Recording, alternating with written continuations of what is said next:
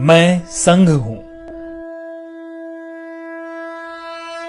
आज मैंने 96 वर्ष का सफर तय कर लिया है और 97 वर्ष में प्रवेश कर रहा हूं। वर्ष 2025 को मैं 100 वर्ष का हो जाऊंगा। वर्ष 1925 में विजयादशमी के दिन नागपुर में डॉक्टर केशव राव बलिराम हेडगेवार जी ने मुझे संघ रूपी जिस बीज के रूप में रोपा था, तब किसी ने भी नहीं सोचा होगा कि मैं एक वट वृक्ष बन जाऊंगा। आज इस वट वृक्ष की कई शाखाएं राष्ट्र निर्माण कार्य में लगी हुई हैं। संघ के प्रथम सरसंघ चालक हेडगेवार जी ने अपने घर पर 17 लोगों के साथ गोष्ठी में मेरे गठन की योजना बनाई थी। इस बैठक में हेडगेवार जी के साथ विश्वनाथ केलकर, भावजी कावरे, अण्णा साहने, बालाजी हुद्दार, बापूराव भेदी आदि लोग मौजूद थे। मेरा क्या नाम होगा, क्या कार्य होंगे, सब कुछ समय के साथ धीरे धीरे तय होता गया। उस वक्त हिंदुओं को सिर्फ संगठित करने का विचार था। यहां तक कि संघ का नामकरण राष्ट्रीय स्वयं सेवक संघ भी 17 अप्रैल 1926 को तय हुआ।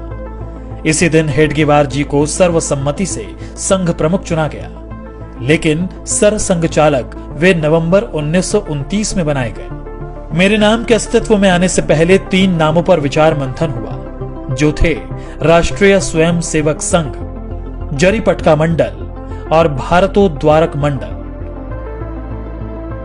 जिसके लिए बाकायदा वोटिंग भी हुई। नाम विचार के लिए बैठक में मौजूद 26 सदस्यों में से 20 सदस्यों ने राष्ट्रीय स्वयं सेवक संघ को अपना मत दिया, जिसके बाद मैं यानी आरएसएस अस्तित्व में आया। पिछले कई दशकों से लगातार देश के कोने कोने में संघ की शाखाएं लग रही हैं। हेडगेवार जी ने व्यायामशालाएं और अखाड़ों के माध्यम से संघ कार्य को आगे बढ़ाया था। स्वस्थ और अनुशासित स्वयं सेवक होना उनकी कल्पना में था। 96 वर्ष के सफर में आज मेरे 80 से ज्यादा समविचारी और अनुषांगिक संगठन हैं। दुनिया के करीब 40 देशों में मैं सक्रिय हूं। पर मेरा यह सफर इतना भी आसान नहीं था।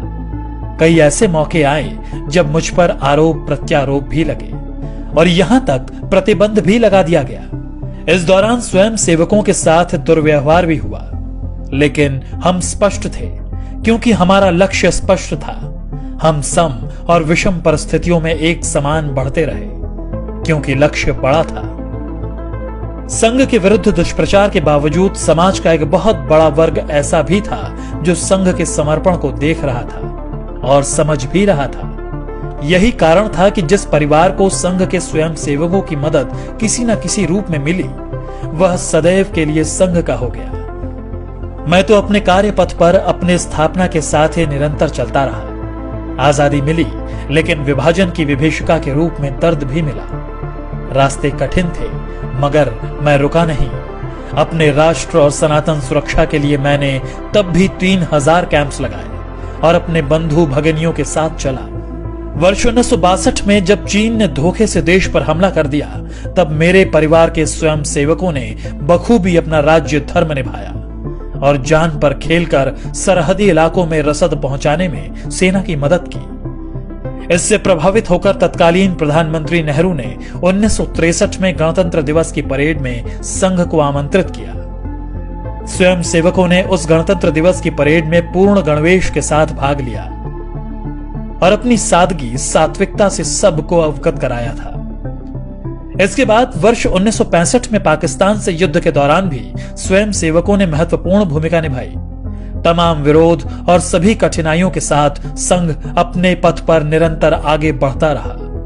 आपदा हो या युद्ध, मेरा संकल्प भारत समर्पित। कभी 25 स्वयं सेवकों से शुरू हुआ संघ आज विशाल संगठन के रूप में स्थापित है। बिना स्वार्थ, तन मन धन से दिन रात राष्ट्र सेवा, मानव सेवा में स्वयं सेवक जुटे हुए हैं।